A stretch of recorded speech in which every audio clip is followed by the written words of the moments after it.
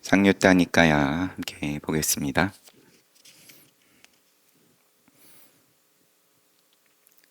제사 마라 상류따 1.84 고행 세존께서 정각을 성취하신 직후에 우루웰라의 네란자라 강기슭에 있는 아자빨라 니그로다 나무 아래에 머무실 때 부처님께서 정각을 성취하신 다음에 49일 동안 7일간 일주일씩 7번 자리를 옮기시면서 선정에 들어가셨다. 홀로 자선하는 가운데 마음속에 이런 생각이 떠올랐다. 나는 참으로 고행에서 벗어났다. 다행스럽게 나는 참으로 저 무의미한 고행에서 벗어났다. 다행스럽게 나는 주의 집중을 확립하여 깨달음에 도달했다. 고행을 6년 동안 하시다가 이제 방향을 바꾸셔가지고 그런 다음에 성도를 이루셨다. 다행스럽게 나는 주의 집중으로 번역이 되는 정념 확립했다. 정념을 어떻게 확립했냐? 집중해야지 하고 집중하는 거랑 만들어진 정념이 아니라 그것과 상관없이 본래 주의 집중이다. 본래의 정념이다. 이것을 확립했다.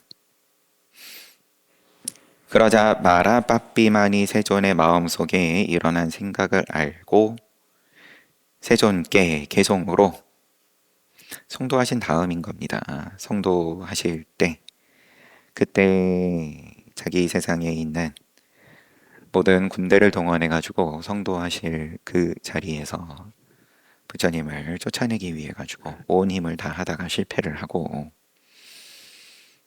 성도하시고 이런 마음을 내시니까 개송으로 고행으로 사람들은 청정해지는데 고행을 내던지다니 부정한 것을 청정하다고 생각하여 청정한 길에서 벗어났도다. 고행으로 사람들이 청정해지는데 인과법이죠. 고행으로 청정해지는 것을 부정해서가 아니라 그런 청정이 있고 그렇지만 부처님께서 주의 집중 확립해서 깨달음에 도달한 그러면 그 청정은 인과법의 청정이 아니다. 만들어진 청정이 아니다.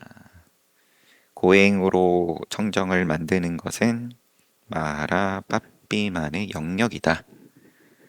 무너짐이 있고 늙고 병들고 죽음이 있는 그러한 청정이다.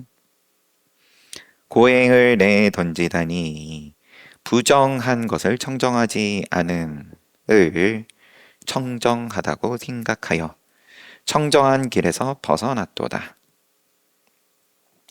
이건 마라빠삐만이 자기의 세계는 인과법의 세계, 늙고 병들고 죽는 세계, 근본 괴로움이 항상 있는 세계, 무상이니까 자기는 그것밖에 볼 줄 모르다 보니까 자기는 지금 부처님을 비난하려고 비난하는 게 아니라 자기 관점에서는 지극히 당연한 소리를 하는 거예요. 부처님의 그 모양은 지금 깨달았다고 하는 것은 청정한 길에서 벗어난 겁니다. 그러자 세존께서는 이 자는 마라 빠삐만이다라고 알아차리시고 마라 빠삐만에게 개송으로 죽지 않기 죽지 않기 위해 하는 어떤 고행도 무의미한 수행임을 알고 나서 죽음이 붙는 수행이고 노력이고 선업이고 등등 괴로움이 붙는 것임을 알고. 그래서 괴로움이 없기 위해서 땡땡 한다는 것이 무의미하구나. 밀림에서 노와 타가 쓸모없듯 배졌는데 쓰는 노하고 방향 조정하는 타, 밀림에서는 쓸모없듯이 백해무익함을 알고 나서 계율 선정 지혜에 닦아. 백해무익임을 안다. 먼저 안다. 인과법, 열반법에 대한 올바른 지견을 갖춘다. 그러고 나서 계율 선정 지혜를 닦는다. 모르고 계율 선정 지혜 닦으면 늘 만드는 계율, 만들어진 선정, 만들어진 지혜. 그러니까 이게 왜 무너지냐? 나 열심히 했는데.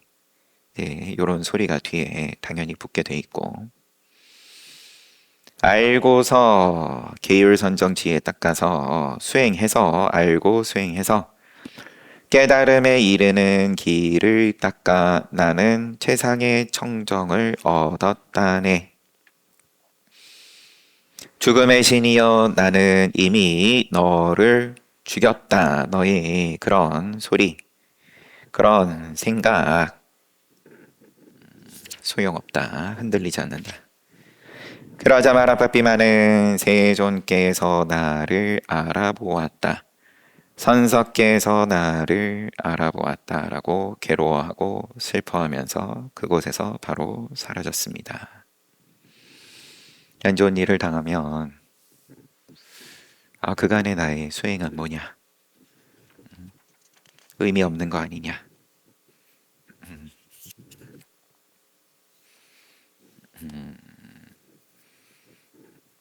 견딜 수 있는 괴로움이 있고 감정적으로든 현실적으로든 내 그 선을 넘어갔다.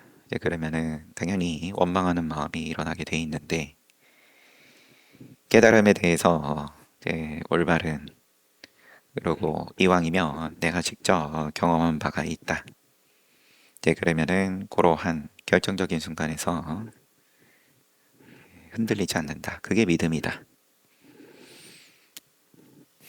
편안할 때 믿음도 믿음이지만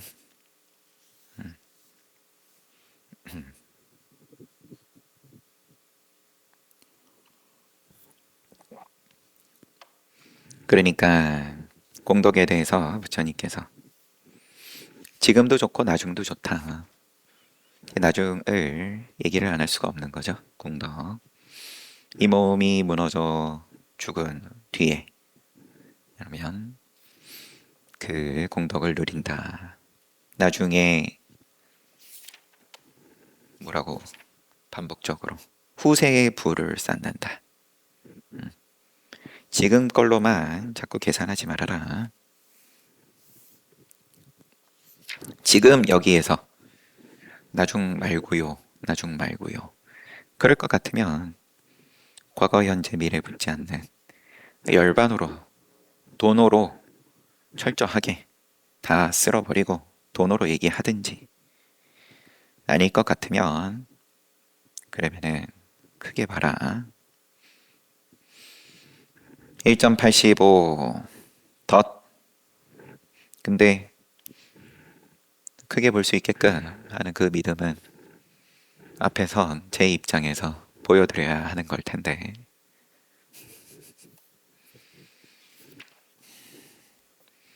각자 자기 지은 대로 다 자기 챙겨 먹는 건데 뭘 저한테 기댑니까? 이래 버리면 안 그래도 왔다 갔다 하는 판에 그러면 진짜 확신을 가지고 얘기하는 게 더 달콤하게 닿게 돼 있으니까 1.85 덧. 세종께서 바라나시에 20바다나 미가 다야 노경원입니다. 사슴동산에 머무실 때 세존께서 비구들이여 하고 부르셨다. 이때는 그러면 오비구 여기서 안거 한철 나셨다. 오비구 처음으로 깨닫게 하시고 비구들은 세존에게 세존이시여라고 대답을 했다. 세존께서 비구들이 연하는 천상과 인간의 모든 덫에서 벗어났소. 비구들이여 그대들은 천상과 인간의 모든 덫에서 벗어났소. 너희도 알아하니다. 깨달았다. 비구들이여 많은 사람들의 이익을 위하여 많은 사람들의 행복을 위하여 세간을 연민하여 천신과 인간의 복리와 이익과 행복을 위하여 유행하시오. 그러면 오비구뿐만 아니라 야사와 그의 친구들까지 55명 도합 세상에 아라한이 60명 출연한 그 시점에 자, 많은 사람들의 이익을 위하여 많은 사람들의 행복을 위하여 세간을 연민하여서 유행하라 떠나라. 둘이서 같은 길로 가지 마시오 비구들이여. 처음도 좋고 중간도 좋고 끝도 좋은 법을 의미 있는 말로 명쾌하게 설하시오. 언어와 그 뜻을 동시에 갖추고 처음 중간 끝도 갖추고 그러한 법을 설하라. 완전하고 원만한 청정한 수행 범행을 드러내어 보여주시오. 법을 듣지 못해서 타락한 눈밝은 중생들이 있다오. 깨달을 수 있는데 법을 듣지 못해서 아직 여기 표현으로는 타락한 중생들이 있다. 그들은 법을 이해할 수 있을 것이오. 법을 보여주면 처음 중간 끝 완전한 그러한 법을 보여줬을 때 이해할 수 있는 중생들이 분명하게 있다. 비구들이여 나는 법을 설하기 위하여 우루엘라에 있는 세나니가마로 가겠소. 나는 나대로 고행림에 있는 그래서 거기서 가섭 삼형제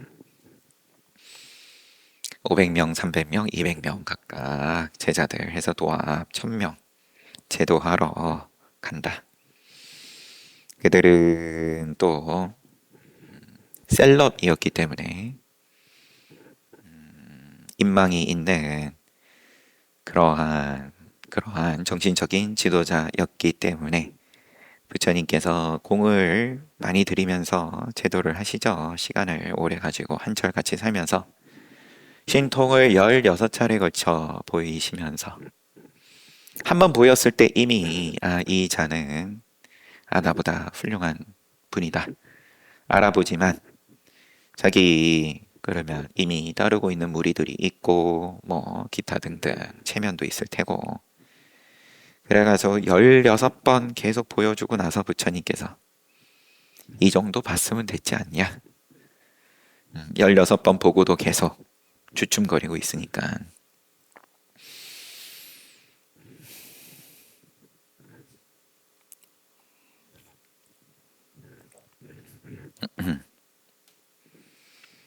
그러자 맞아요. 지금 우리 보고 있는 거는 마라 쌍유타니까 또 마라 빠삐마니 세존을 찾아와가지고 개송으로 그러니까 계속 옆에서 자기 소리 하는 거예요.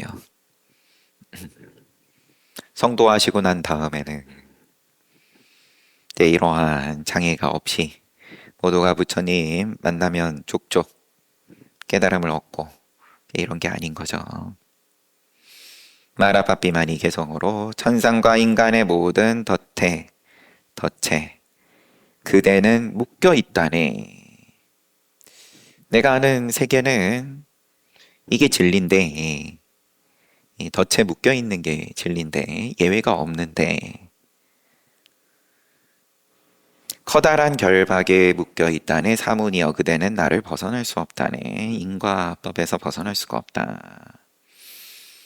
생로병사에서 벗어날 수가 없다. 세존께서 개송으로 천상과 인간의 모든 덫에서 나는 벗어났다네. 커다란 결박에서 벗어났다네. 죽음의 신이여 나는 이미 너를 죽였다.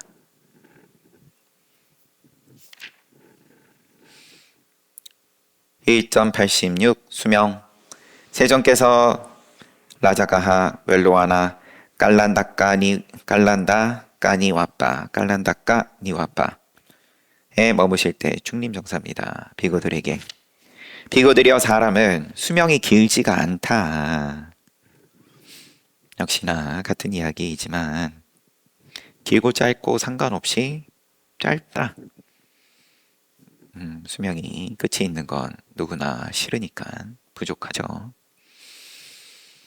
다음 세상으로 가야 한다. 그러므로 착한 일을 해야 한다. 착한 일, 선업이 다음 세상으로 이어진다. 청정한 수행을 해야 한다. 태어나서 죽지 않는 것은 없다. 비구들이여, 오래 살아야 100년 남짓이다. 그러니까 인과법, 열반법 다 말씀하시는 거죠. 착한 일, 또 청정한 수행, 범행. 그러자 마라빠삐만이 세존을 찾아와서 세존께, 세월은 흘러가지 않는다네. 목숨은 끊어지지 않는다네. 죽는 자들의 수명은 돌고 돈다네. 바퀴의 축을 도는 바퀴태처럼 세월은 흘러가지 않는다. 이제 마라의 말이니까 인과법의 관점으로, 자, 어차피 돌고 도니까, 자, 죽어도 어차피 또 태어나니까 목숨은 끊어지지 않는다. 이제 상견으로서 이야기를 하는 거죠. 그러니까 세존께서 개성으로 세월은 흘러간다. 목숨은 끊어진다. 죽는 자들의 수명은 고갈된다.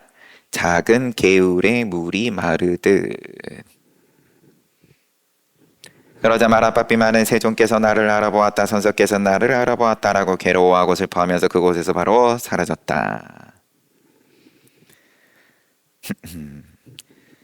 마라의 개송은 세월은 안 흘러간다. 흘러가지 않는다.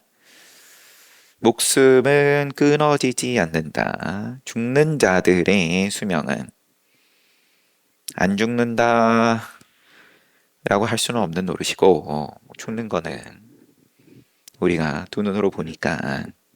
하지만 자, 돌고 도는 거야. 바퀴축을 도는 바퀴태처럼. 그러면은 이거는 벗어나지 못한다. 덫이다. 묶여있다. 결박이다. 커다란 결박이다.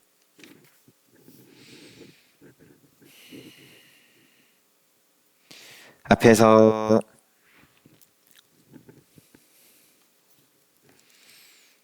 찾으려고 그러면 또 한참 걸리겠지만, 땡땡 존자에게, 그죠?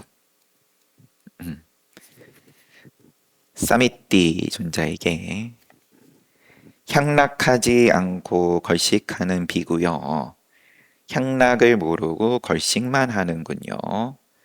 비구여, 향락하고 걸식하세요. 시간이 당신을 지나가지 않도록. 그러니까 사미띠 존자가, 나는 결코 시간을 알지 못한다. 시간은 숨어서 보이지 않는다. 그래서 향락하지 않고 걸식한다. 시간이 나를 지나가지 못하도록.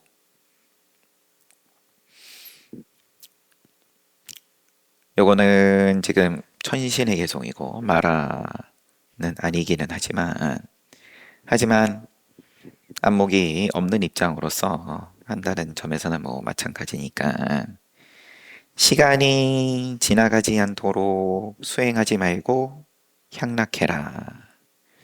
그러니까 시간 나는 몰라. 시간의 개념을 나는 넘어섰다. 이전이다. 그래서 향락하지 않고 걸식한다. 나의 걸식은 시간이 붙지 않는 수행이다. 나의 수행은 향락이 곧 시간인 거고, 이 사미띠 존자의 개송은 사미띠 존자의 안목은 향락이 곧 시간이다. 향락이 곧 늙는 거다. 지금 마라의 개성은 세월은 흘러가지 않는다. 목숨은 끊어지지 않는다. 수명은 돌고 돈다. 시간은 돌고 도는 거고, 하지만 죽음은 또 태어나고 하니까 그러면 흘러가지 않는 거 아니냐? 그러면 이게 깨달음 아니냐? 상견이 깨달음 아니냐? 마라의 입장은 뭘 더 수행해가지고 깨달으려고 하냐? 인과법 열심히 하면 되지. 세존께서는 인과법은 인과법이고 세월은 흘러가는 거고 목숨은 끊어지는 거고 무너짐은 분명한 거고 무상은 분명한 거고 진리이고 죽는 자들의 수명은 고갈된다. 작은 개울에 물이 마르듯 두 개를 교묘하게 잡고 섞지 말아라. 착각하지 말아라. 남을 속이려고 하기 이전에 자기가 자꾸 은근슬쩍 유아를 모르는 결에 만든다. 그리고 그걸 열반이라 부른다. 시간을 붙이면서 이거는 시간하고 상관없는 거다. 이제 이렇게 착한 일을 해야 한다. 선업 지어야 된다. 인과법, 선업 선취. 세존께서 분명하게 말씀하셨지만 하지만 그거는 무너짐이 있는 거고 고갈되는 거고 선업 선취에서 끝 해버리면은 그러면 이런 마라의 소리가 나오는 거고 세월은 흘러가지 않는다. 목숨은 끊어지지 않는다. 이런 소리가 나올 수 있지만 그건 나도 속이고 남도 속이고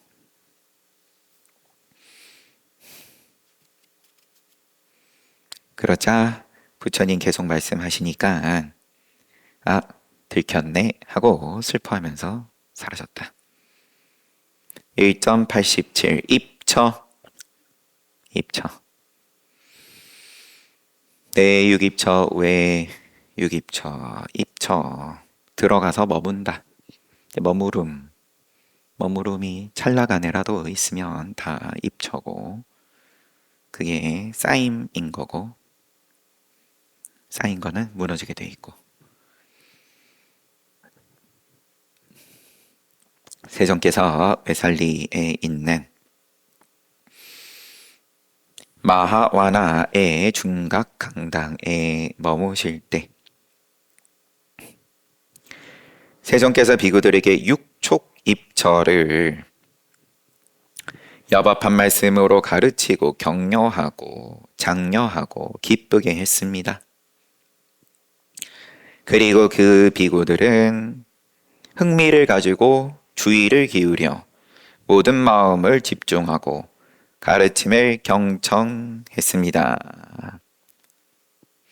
순서예요. 처음에 흥미, 관심, 그러니까 주의를 기울이게 되고 마음을 집중하고 경청하게 되고 그러니까 마라빠삐만이 사문 고타마가 비구들에게 육촉입처를 가르치고 그 또 비구들은 가르침을 경청한다. 내가 가가지고 당황하게 해야겠다. 내가 이제 판을 흔들어야겠다.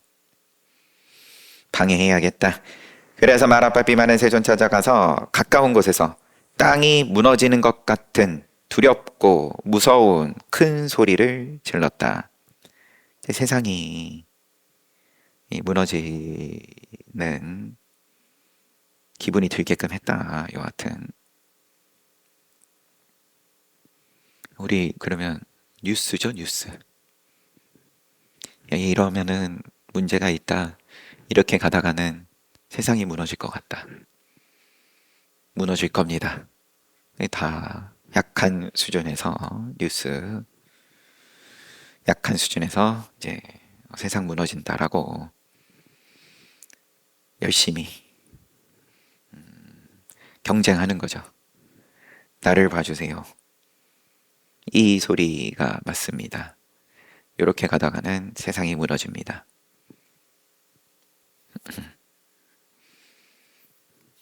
그러면 세상이 온통 마라빠삐만이에요.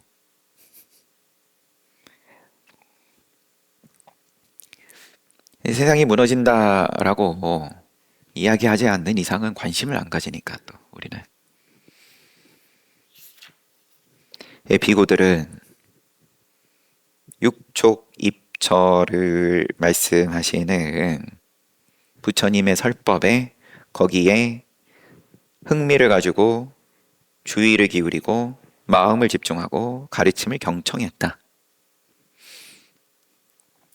그러면은 이 육촉입처의 부처님의 설법은 자, 세상이 무너진다는 설법하고 지금 대치가 된 건데, 상대하는 건데, 뭐 그렇다고 이 세상은 튼튼합니다, 이런 말도 당연히 아니고, 이 세상이 튼튼하다 내지는 무너진다, 이 양변에서 벗어나는 말씀인 건데, 그럼 도대체 누가 이런 이야기를 흥미를 가지냐?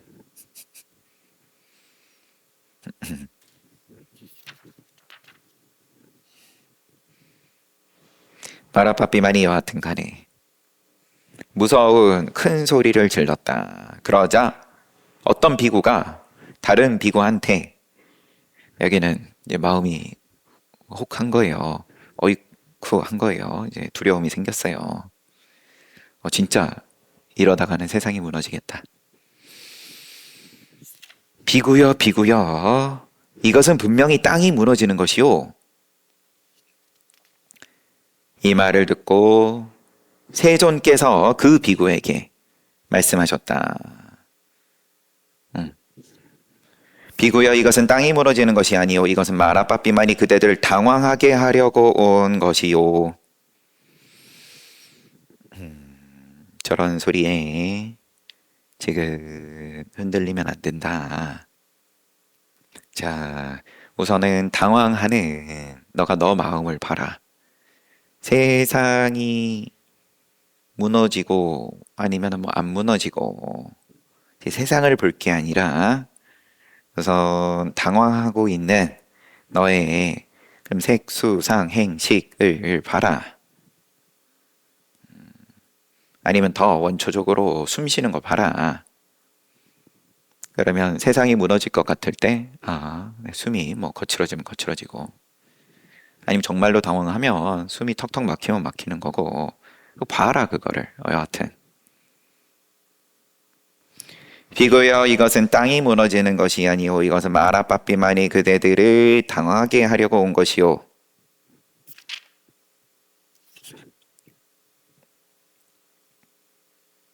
근데 주석이 있습니다. 이거는 주석서에 있는 걸 말씀을 하신 거겠죠. 육촉입처와 그로 인한 가르침을 듣고 제자들이 크게 당황한 것을 마라의 출현으로 표현함. 부처님의 말씀을 듣고 내가 알고 있는 거랑 뭐가 뒤집어진 그러한 가르침이다. 그래서 놀랐다? 아니면은 뭐 화두방에서의 입장을 보면 화두를 두는 가운데에 뭔가 방해하는 커다란 경계를 마주한다. 그게 뭐가 됐든 뭔가 환상이 보이든 아니면은 몸의 고통을 크게 느끼든 아니면 덜컥 이런 거 저런 게 아니더라도 감정으로 그러면은 명분을 만들죠. 기가 막힙니다. 내가 여기서 이것을 그만둬야 될 이유를 잘 만들어내죠. 그래서 다음에 스토리텔링이 그래요. 교양 있게 만듭니다. 아, 이것은 분명하고 부정하지 않지만 내가 지금 갑자기 생긴 이런저런 사정으로 인해서 이렇게 차라리 세상이 무너질 것 같은 뭐 이제 이런 부정적인 감정으로 오면 그러면은 역경계로 오면 뭐 그거는 또 경우 따라서는 내가 또 정신을 잘 차리죠. 내지는 옆에서 또 잘 잡아줍니다. 그런데 부드럽게 오히려 거꾸로 그 부처님 성도하실 때에도 아들들이 나서 가지고 가지가지의 무기로 공격을 하면서 부처님을 위협을 했다가 딸들이 나서 가지고는 유혹을 했다. 살살 부드럽게.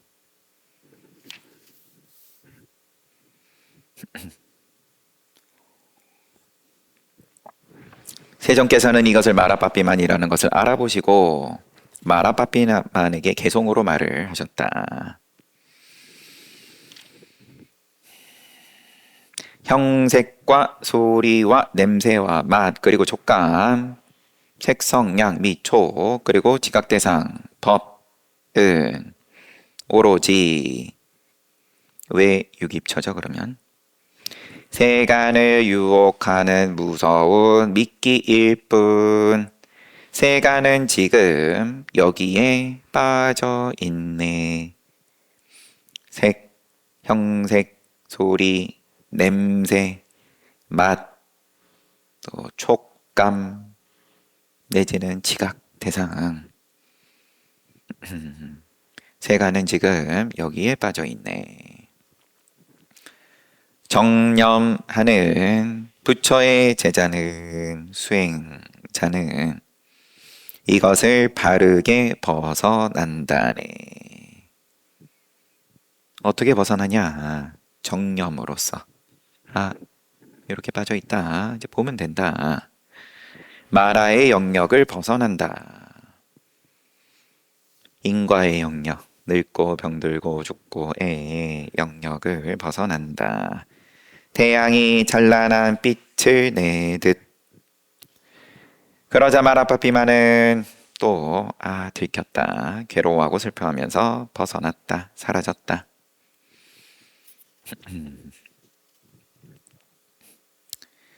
부처님의 가르침에 대해서 흥미 가지고 주의를 기울이고 또 마음을 집중해서 경청을 하는 가운데에도 또 이렇게 왕왕 또 흔들리면 흔들린다. 주석의 표현대로 부처님의 말씀에 대해서 의구심을 갖고 시비를 하든 아니면은 또 가지가지로 밖에서 경계가 있든 간에 큰일 날 것 같은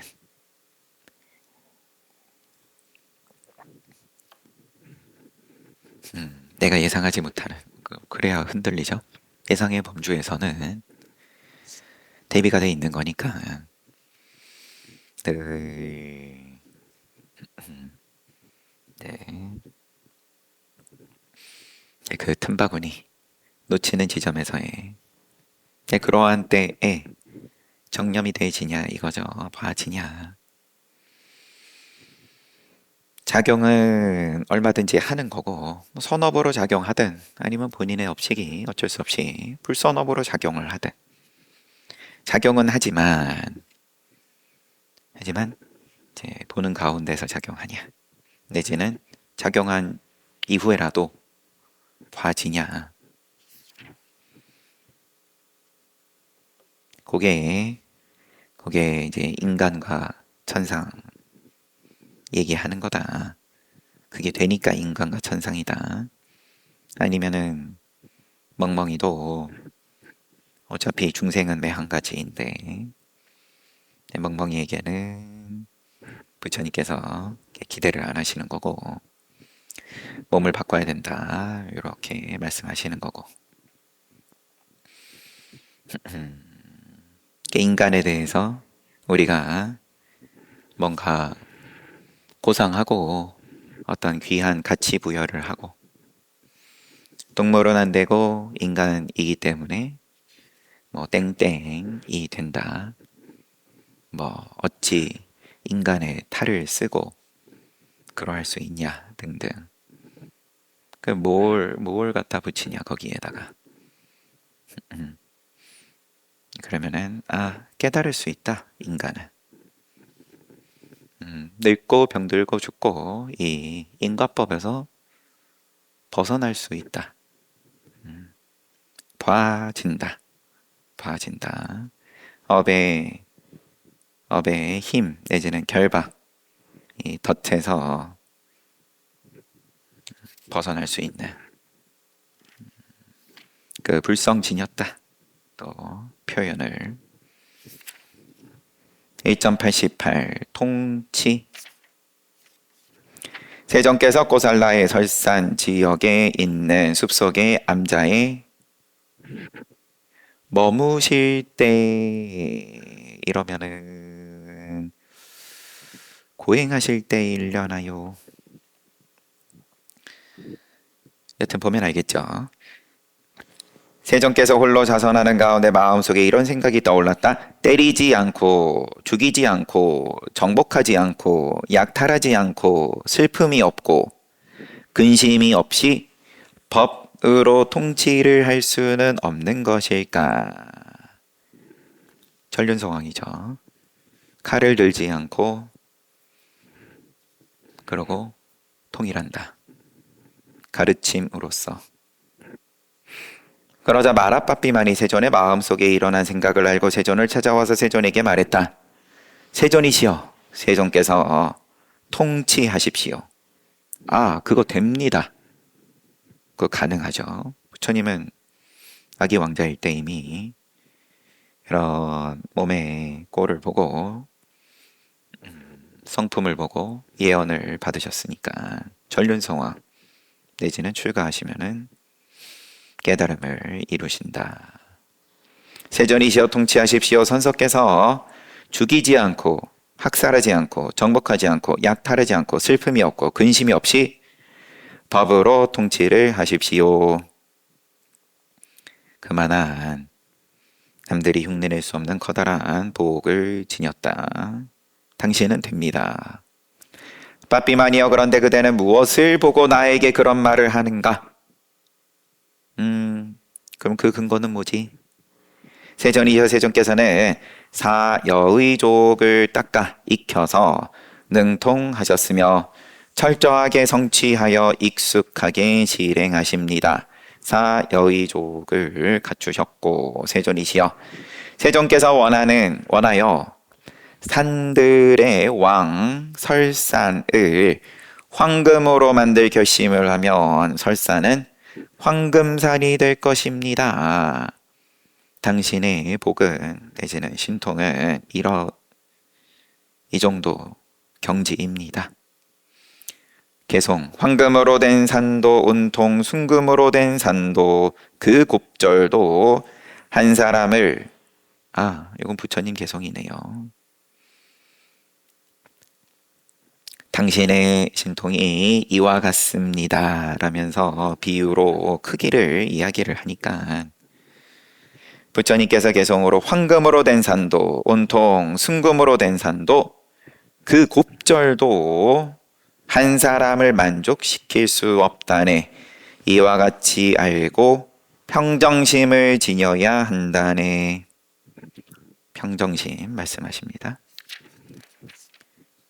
괴로움의 근원을 본 사람이 근원을 봤다. 어찌 감각적 쾌락으로 기울겠는가.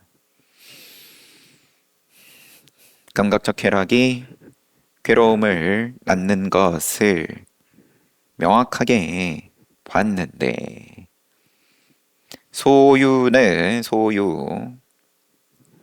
세간의 걱정임을 알고 그것을 제어하는 법을 배워야 한다네. 그러자 마라빠삐마는 세종께서 나를 알아보았다, 선조께서 나를 알아보았다라고 괴로워하고 슬퍼하면서 그곳에서 바로 사라졌습니다.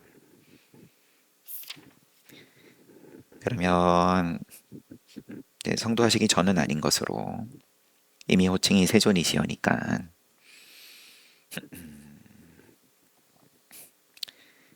이제 때리지 않고 죽이지 않고 정복하지 않고 약탈하지 않고 슬픔이 없고 근심이 없이 법으로 통치를 할 수는 없는 것일까? 이제 이런 생각은 흔하게 한다.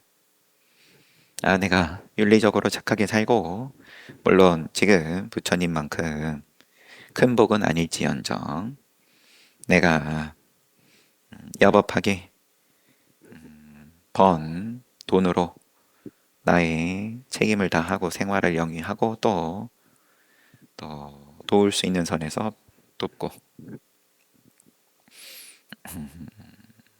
하지만 부처님께서는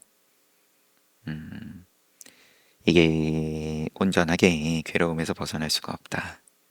그래서 평정심을 말씀하시고 괴로움의 근원을 봤을 것 같으면 그 말의 한계, 인과법의 한계, 그것을 모르지 않는다. 소유, 능과 소유다. 소유는 곧 세간의 걱정이다. 근심, 걱정, 슬픔, 고통, 근심, 걱정, 고통, 우울, 고뇌. 근심, 슬픔, 고통, 우울, 고뇌. 경전에 따라서 한두 개씩 빠지기도 하고 순서도 자꾸 바뀌니까 니까야 안에서 여튼 무명으로부터 12연기가 쭉 그래서 생, 도사 그리고 이렇게 근심, 슬픔, 걱정, 고통, 우울, 고뇌 이어진다. 그럼 그걸 어떻게 제어하냐? 어떻게 제어할 거냐? 모양으로서 제어를 하면은 역시나 인과법이니까 조어장부다. 조어장부다. 제어를 얘기하는데 마라빠삐만이 들통났다 하면서 사라질 수준의 제어다. 무위. 유위로 제어를 하면 그러면은 철두철미하게 제어를 복이 있으면 해내는 거지만 그 산을 통째로 황금으로 만든다. 세상에 그만한 제어가 어딨냐. 그런 이야기를 마라빠삐만이 했을 때 그런 제어 말고 평정심의 제어, 즐거움, 괴로움 양쪽을 떠난 제어를 말씀을 하시는 개송이었다. 잘 봤습니다.